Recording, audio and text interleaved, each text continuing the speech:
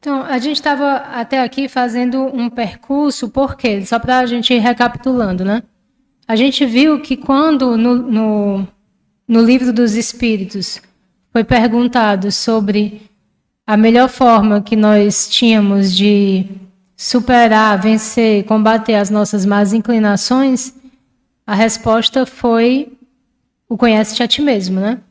A gente viu também que quem deu essa resposta foi Santo Agostinho como espírito.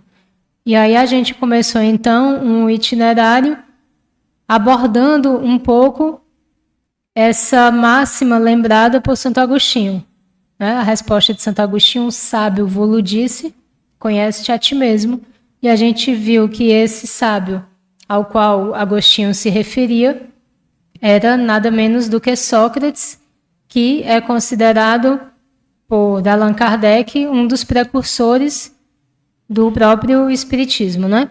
Então, vocês sabem que na introdução ao Evangelho segundo o Espiritismo, Allan Kardec traz ali um apanhado, né, de algumas sentenças que nos chegaram de Sócrates e Platão, que são totalmente compatíveis com a doutrina espírita. Por isso que a gente retomou aqui o pensamento de Sócrates. Eu acho que vocês já devem saber, mas só para lembrar, né? Sócrates não escreveu nada, o pensamento dele nos chegou através do seu discípulo Platão, os diálogos, né? E Sócrates é apresentado nos diálogos como um personagem, e Platão foi um dos grandes filósofos, né, do Ocidente. Mas eu queria trazer, então, agora um pouco do platonismo, porque a minha intenção é chegar até Santo Agostinho. Para vocês entenderem também que o Espiritismo, em sendo a terceira revelação, ele se coloca dentro de uma história muito bonita de construção espiritual e intelectual, que a gente acaba, às vezes, relegando um pouco, deixando um pouco de lado. Mas é muito interessante notar que Santo Agostinho, que foi tão importante para o próprio arcabouço do pensamento cristão, né? Ele foi bispo de Hipona, ele retorna, então, como um dos espíritos que fazem parte da pleiade de espíritos que nos trouxe a doutrina. Né? E ele tem ali várias mensagens dentro do Evangelho. E aí eu vou chegar um pouco até o Santo Agostinho filósofo.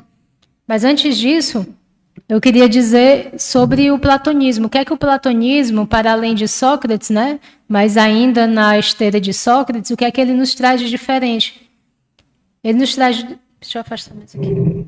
Ele nos traz justamente a ideia de que existe um mundo inteligível, um mundo suprassensível, um mundo transcendente, que na nossa linguagem nós podemos dizer um mundo espiritual, que é anterior, né? Que é anterior a essa realidade aqui. Então, Platão ele vai postular essa ideia do mundo inteligível, do mundo invisível, do mundo que é o mundo das causas verdadeiras. E o platonismo ele vai também nos trazer algo muito interessante no aspecto desse retorno a si, desse conhecimento de si, que é a ideia de que esse movimento de retorno de conhecimento de si, ele nos abre para a possibilidade de acesso ao sagrado que há em nós. Isso não é muito explicitado em Platão, a gente vai encontrar esse aspecto mais místico, digamos assim, no próprio Plotino. Plotino é um outro filósofo continuador da doutrina de Platão, e a ideia que ele nos traz é essa de que quando nós conhecemos a nós mesmos, nós também conhecemos o divino, ou seja, nós estávamos falando de um processo de interioridade, né, de um processo de retorno a si, e a gente viu que esse processo de retorno a si, de conhecimento de si, era importante para o combate às nossas más inclinações. O que a gente pode depreender disso? Num primeiro momento, quando nós começarmos essa jornada, né, de autoconhecimento, vai ser um tanto obscuro. A gente vai se deparar, obviamente, primeiro com as nossas sombras, né? Com as nossas mazelas, com os nossos vícios, com as nossas imperfeições, com as nossas más inclinações. Mas se nós formos adiante, se nós corajosamente começarmos a combater essas más inclinações, se nós formos heróis de nós mesmos, né? Construtores de si, artistas de si, e enfrentarmos esse grande desafio, que é o desafio de construção da própria alma, nós vamos começar a ver raios de luz, né? A gente vai começar a ver aqui e ali alguma coisa brilhar, um aspecto mais positivo, né? Um aspecto mais bonito, mais sagrado, mais sublime. Aquilo que eu disse no encerramento do primeiro bloco. Existe algo grandioso na gente, só que está bem escondido. A gente precisa fazer uma grande faxina, a verdade é essa. Como se tivesse ali um diamante escondido no meio de uma floresta, né? Um diamante ali que a gente precisa fazer brilhar. Então, dentro da tradição cristã, a gente pode perceber duas vertentes. Você tem a vertente teológica, especulativa, dogmática, muito valorosa também. Um dos grandes expoentes é o próprio Santo Agostinho, de certa forma, Santo Tomás de Aquino. Por que eu digo que é especulativa teológica? Basta você pensar numa Suma Teológica de São Tomás de Aquino. É um compêndio enorme, uma coisa altamente lógica, né? Uma especulação grandiosa do ponto de vista intelectual. Mas nós temos também, dentro da tradição cristã, a tradição mística. E aqui eu faço um adendo, que esse místico não é no sentido pejorativo, é no sentido filosófico mesmo. Existe uma tradição mística. Inclusive, a minha tese de doutorado é sobre mística, né? Sobre intuição e mística. O que é a experiência mística? A experiência mística é essa experiência da interioridade. Essa experiência que faz com que, nesse movimento de retorno a nós mesmos, né, nós encontremos a fonte de onde nós viemos, né? Ou pelo menos objetivemos isso. E começamos a nossa jornada da alma. E você tem grandes expoentes místicos no cristianismo, como, por exemplo, Santa Teresa d'Ávila, né? São João da Cruz. Então, Santa Teresa d'Ávila tem um livro que ela fala das moradas da alma, né? O castelo interior. Ou seja, nós temos um castelo interior.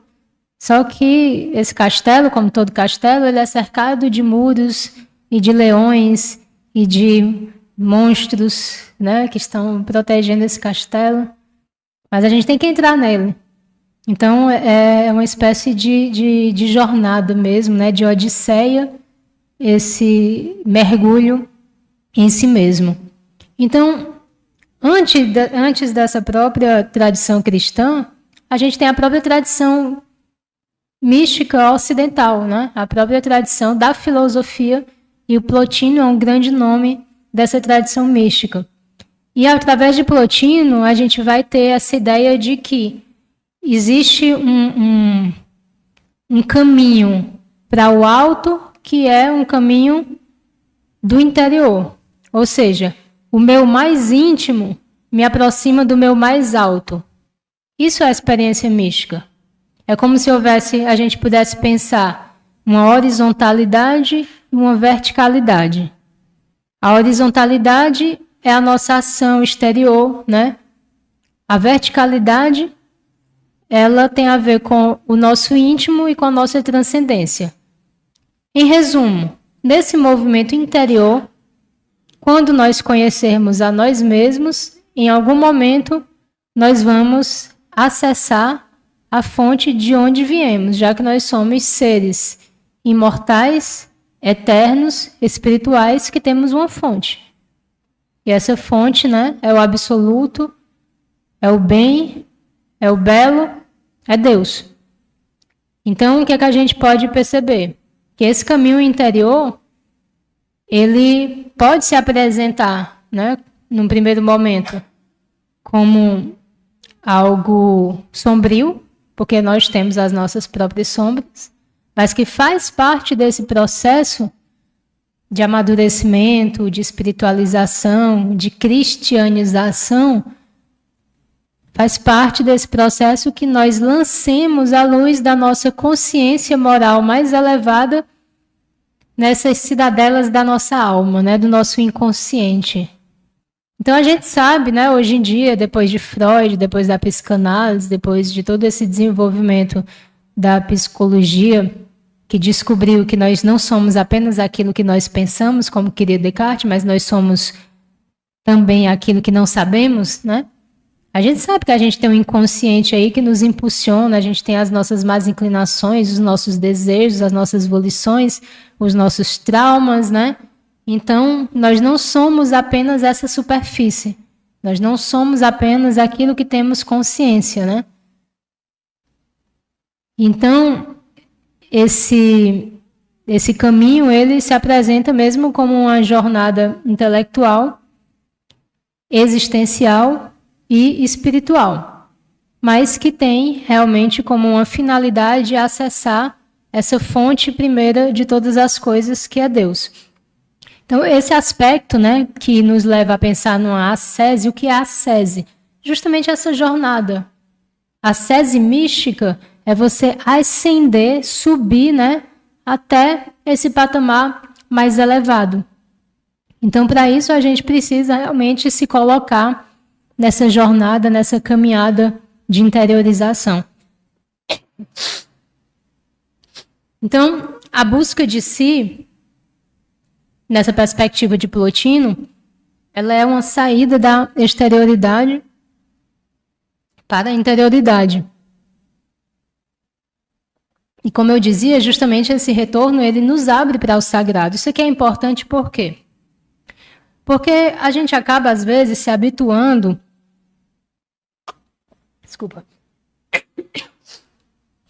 a encarar a religião pelas suas externalidades, né? Pelos seus ritos, né?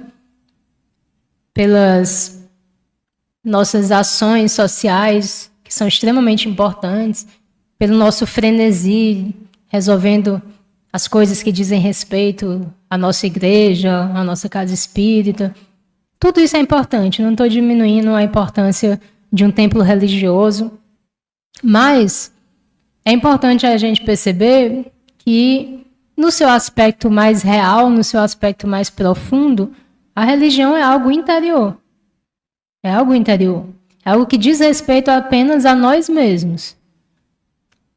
Você pode ouvir uma boa palestra espírita que vai te sensibilizar, você pode ouvir o sermão de um padre que vai te tocar, você pode ouvir a pregação de um pastor, mas você não pode achar que é essa pessoa que vai conduzir você pela mão e que vai fazer a sua reforma íntima, porque não é.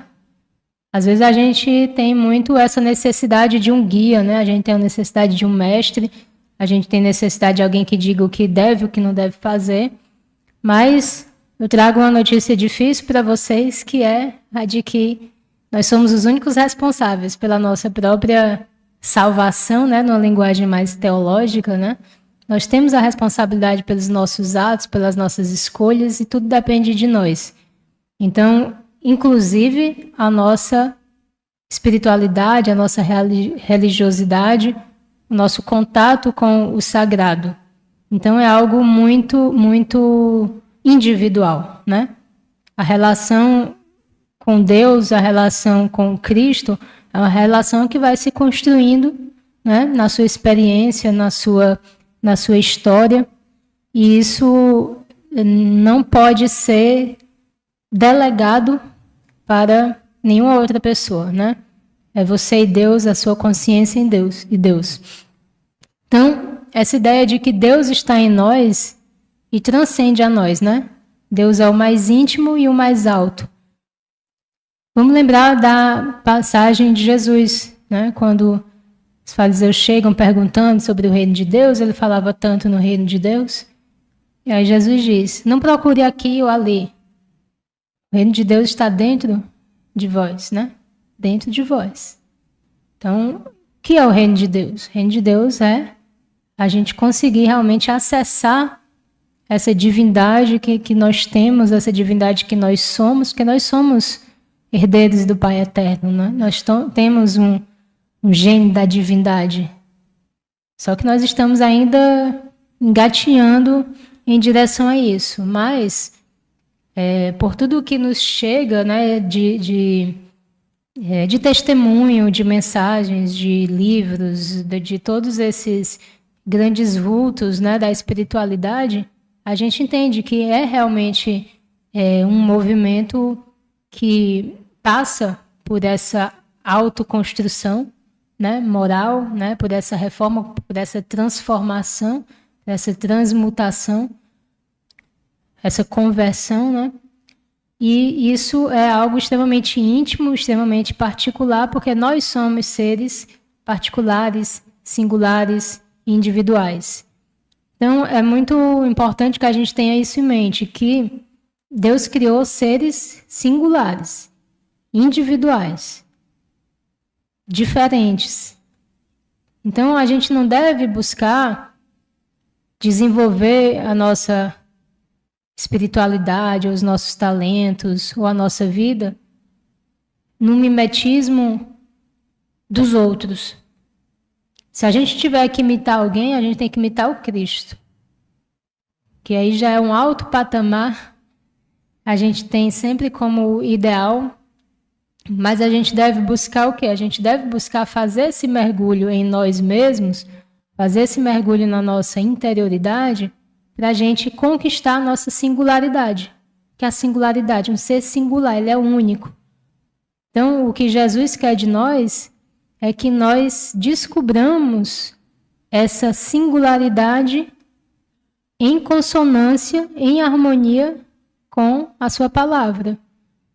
Então, você vê que Jesus escolheu os 12 apóstolos, todos os apóstolos com suas peculiaridades, com suas características, com suas diferenças, com suas potencialidades, né?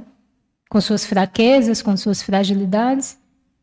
Mas cada um tinha algo com que contribuir, né, para a difusão do cristianismo. E também é assim com a gente. Cada um de nós tem o seu talento, a sua particularidade. E quando nós conseguimos fazer esse retorno, né, essa introspecção, essa autoconstrução, esse autoburilamento, nós nos tornamos mais aptos a nos tornarmos instrumentos nas mãos do Pai. Então, qual é o nosso trabalho aqui? É nos tornarmos instrumentos mais maleáveis, né? Então, firmar essa ideia. A religiosidade, a espiritualidade não é simplesmente algo de instituição, nem mesmo de instituição espírita, né? Isso aqui é um apoio, isso aqui é um momento de congregação, é um momento de troca de ideias, de troca de experiências, mas o trabalho espiritual depende de cada um. Então, Peraí, passa.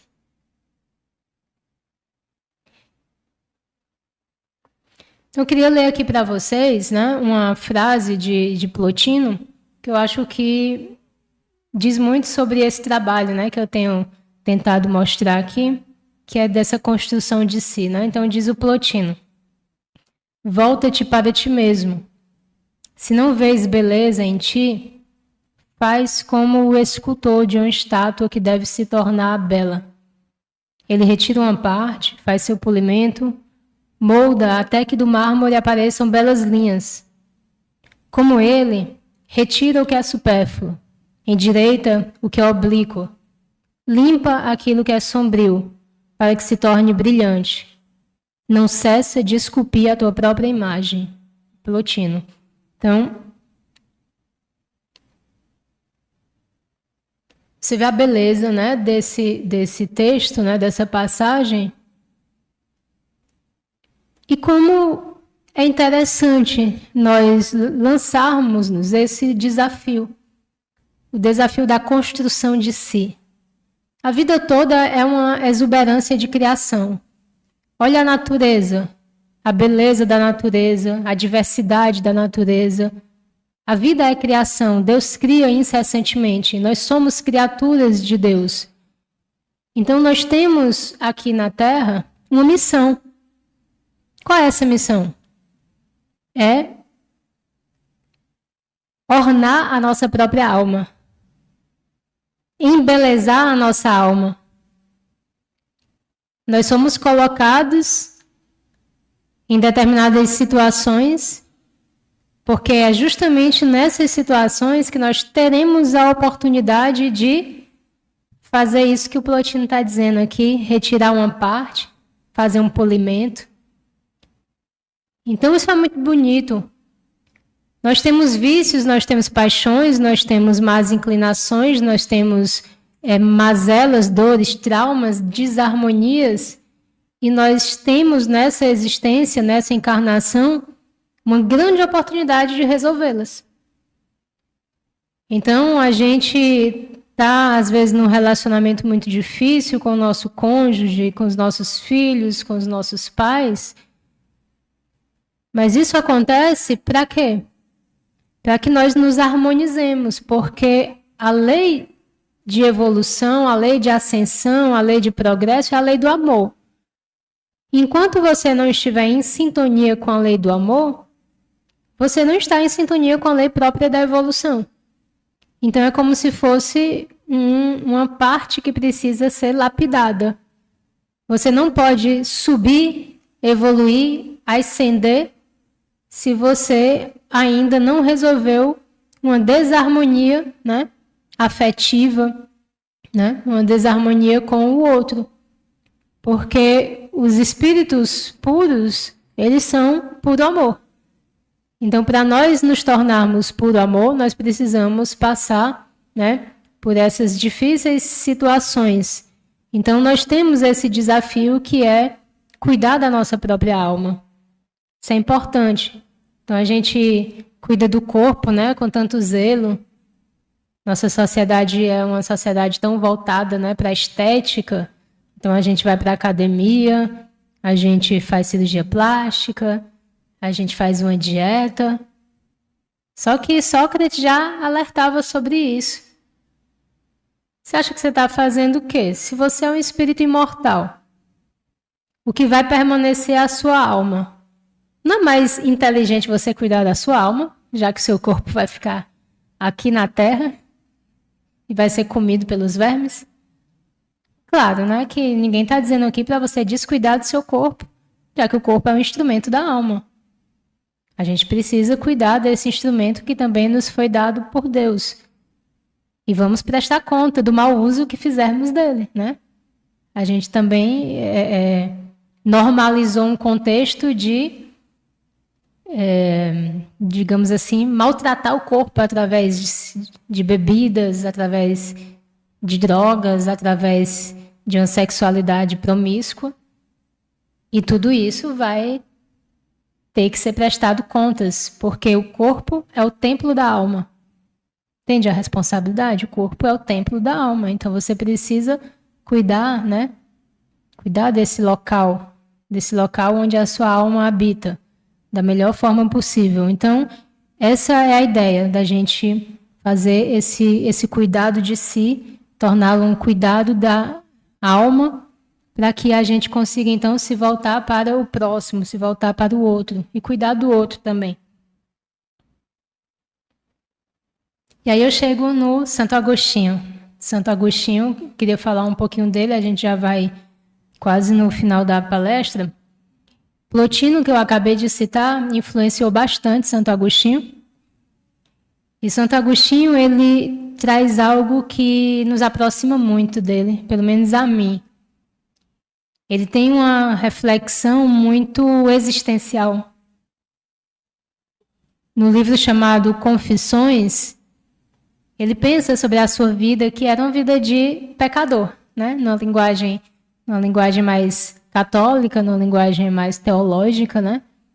Antes da sua conversão, antes do seu chamado, ele era um jovem ambicioso, um jovem que tinha a sua amante, um jovem que era como muitos, né, dos jovens de hoje. Até que ele foi tocado, sensibilizado. Então ele nos apresenta uma dinâmica da inquietude do coração, né? Aquele desejo, aquela ânsia, que só se resolve quando a gente encontra o pacificador por excelência, né? Então essa frase aqui dele, fizeste-nos para vós, inquieto está nosso coração enquanto não repousa em vós. Então a gente tem uma ânsia, né? A gente tem uma lacuna existencial, a gente tem uma carência muito grande. E a gente fica buscando, muitas vezes, preencher essa lacuna com coisas exteriores. A gente busca posses materiais, a gente busca relacionamentos e mais relacionamentos, mais relacionamentos. A gente busca sucesso. E, às vezes, nada disso nos preenche. A gente continua inquieto, né? Por que a gente continua inquieto? Porque a nossa alma foi feita para o alto. Nossa alma foi feita para Deus. E quanto mais a gente refina os nossos sentimentos, quanto mais a gente aprofunda a nossa espiritualidade, mais esse desejo cresce. A gente começa a sentir saudade do eterno. A gente começa a sentir uma vontade de eternidade, né? E aí a gente entra nesse movimento mesmo, que é o movimento da busca espiritual. Então, de uma forma até espontânea, a gente vai deixando um pouco de lado algumas coisas supérfluas. Isso faz parte da nossa jornada. A gente precisa simplificar a nossa vida. Por isso que eu acho aquela frase do Plotino muito bonita. Tira o que é supérfluo. Às vezes a gente se apega a tanta coisa vã, a gente se apega a muitas posses, a gente se apega, às vezes, até às nossas roupas, a gente se apega a um modo de vida, a um status. Tudo isso é supérfluo. Simplifica a vida. Simplifica a vida porque quando você fizer a grande passagem, muita coisa vai ficar. A maioria das coisas vão ficar. Na verdade, todas as coisas vão ficar. Só o que vai para lá é você mesmo e o que você fez de você mesmo. O bem que você fez que vai dar testemunho de você quando você fizer a grande travessia, né? Então, isso é um recado muito importante. A gente precisa se preparar para morrer. Então, Sócrates já dizia, né? Viva bem, né? A vida filosófica é a vida que prepara para a morte. Mas o que é se preparar para a morte? É viver bem, é viver virtuosamente.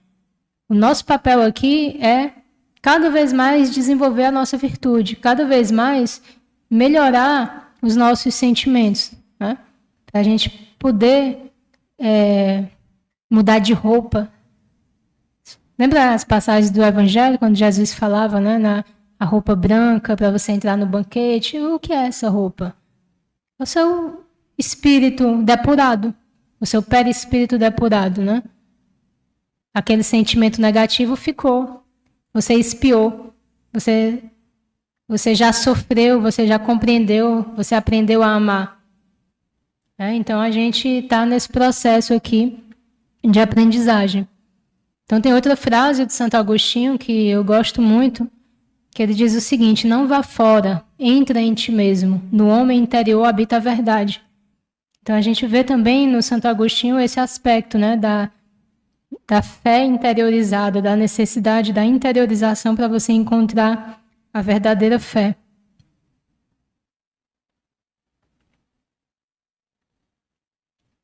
Outra passagem que eu gosto muito, eu sempre leio esse trecho, que também é de Santo Agostinho, das Confissões, porque ele fala muito sobre todo o conteúdo dessa palestra, que é a ideia da divindade que a gente consegue acessar quando a gente se despe um pouco das externalidades, né? Quando a gente volta realmente para si mesmo com esse ímpeto de autoconstrução, de automelhoria, de autoconhecimento. Então, nas Confissões, que é o seu livro autobiográfico, Santo Agostinho, vai dizer o seguinte: tarde te amei, ó beleza tão antiga e tão nova. Tarde te amei. 30 anos estive longe de Deus, mas durante esse tempo algo se movia dentro do meu coração. Eu era inquieto, alguém que buscava a felicidade. Buscava algo que não achava. Mas tu te compadeceste de mim e tudo mudou, porque tu me deixaste conhecer-te. Entrei no meu íntimo sob a tua guia e consegui. Agora sumiu aqui. Peraí.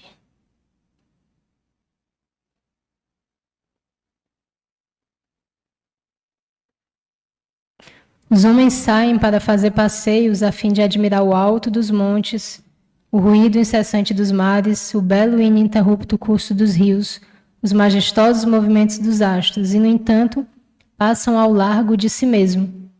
Não se arriscam na aventura de um passeio interior.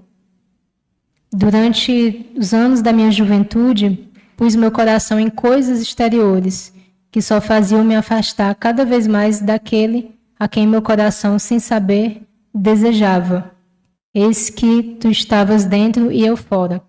Então, tudo aqui já está dito, né?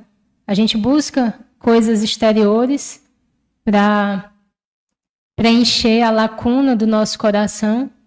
Essas coisas exteriores só existem por causa de Deus, né? E nós deveríamos enxergar nas coisas exteriores a própria beleza de Deus.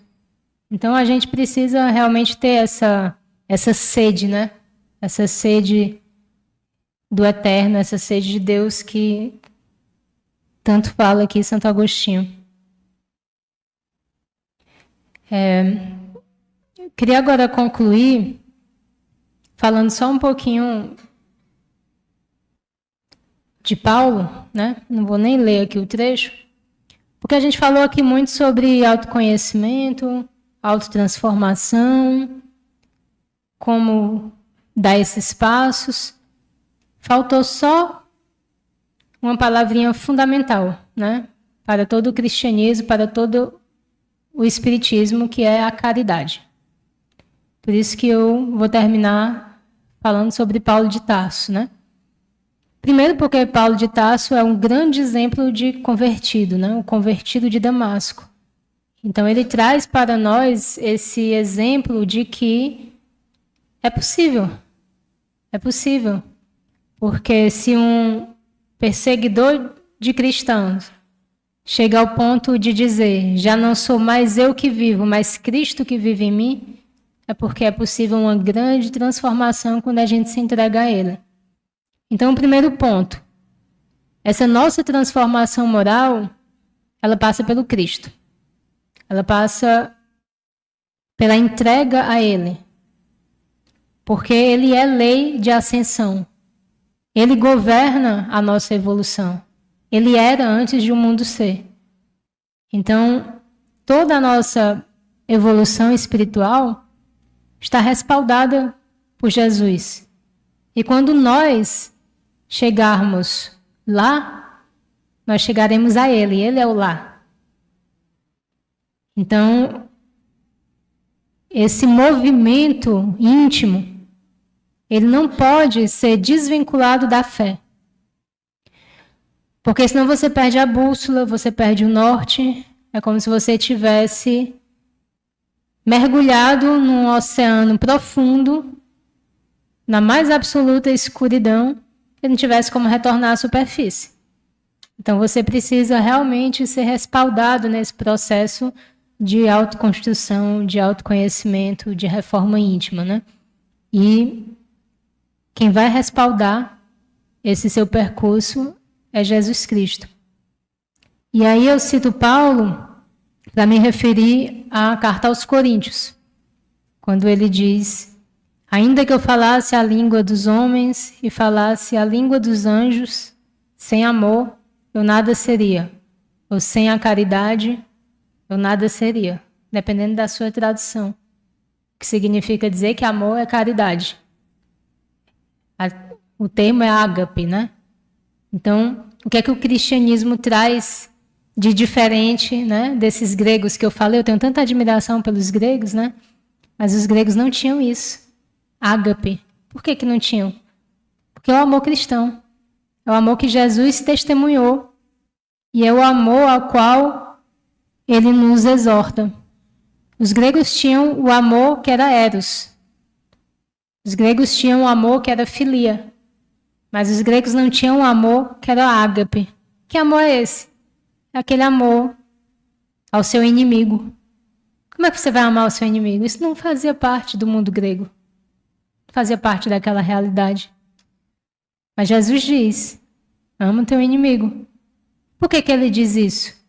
Porque ele vem nos ensinar que o amor ele perpassa tudo. E Paulo nos diz, o amor cobre uma multidão de pecados. Então, se a gente for tentar consertar cada um dos nossos erros, cada um dos nossos desmantelos, cada uma das nossas quedas, é muita coisa. É muito sofrido. Então, a gente pode optar pelo caminho do amor, né? Caminho da caridade. Então, o amor cobre uma multidão de pecados. Então, Paulo era um perseguidor de cristãos. Ele estava indo para Damasco para matar cristão. Aí aparece Jesus na frente dele. E aí ele olha, quem é esse Senhor? Eu sou Jesus, a quem persegues. E aí ele imediatamente foi de Saulo para Paulo. O que queres que eu faça?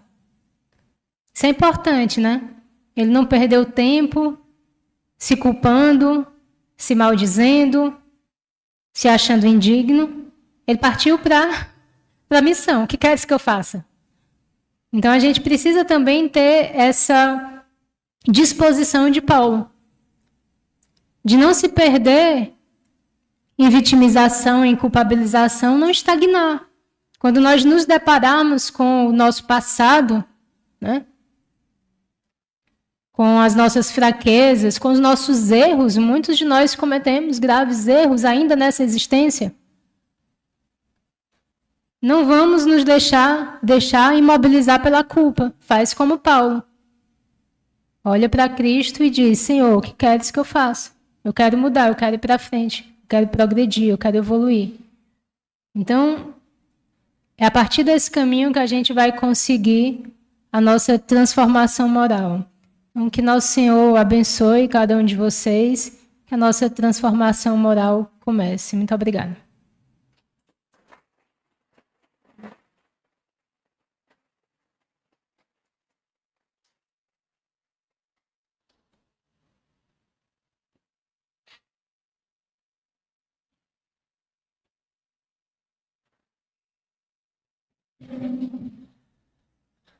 Nesse momento eu quero agradecer a Catarina Rocha Monte, que aceitou o convite para estar aqui conosco. A nossa gratidão.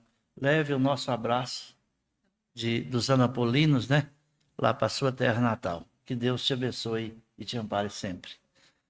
Quero agradecer todos os membros do Conselho Espírita Regional, que trabalhou nos auxiliando, nos ajudando, contribuindo de uma forma direta para que pudéssemos ter o nosso evento aqui.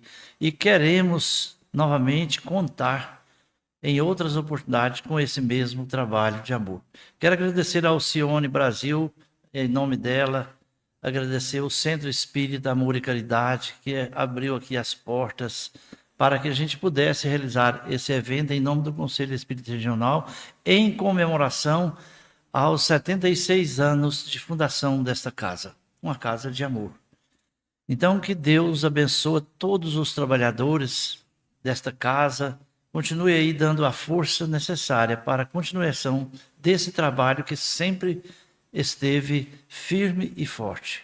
Nosso muito obrigado, Alcione.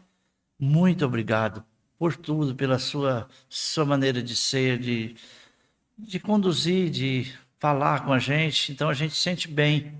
Então, isso é muito gratificante para nós, quando a gente vai conversar com a pessoa e a pessoa tem uma afabilidade nas soluções que nos envolve. Então, gratidão a todos, muito obrigado. E aqui nós vamos partindo para o encerramento. Convido o Lucas Gabriel para fazer a prece de encerramento e gratidão a todos vocês que acataram o convite de estar aqui para esse seminário. O pessoal da internet também, muito obrigado. Ao Diego, a todo mundo, muito obrigado e que Jesus abençoe.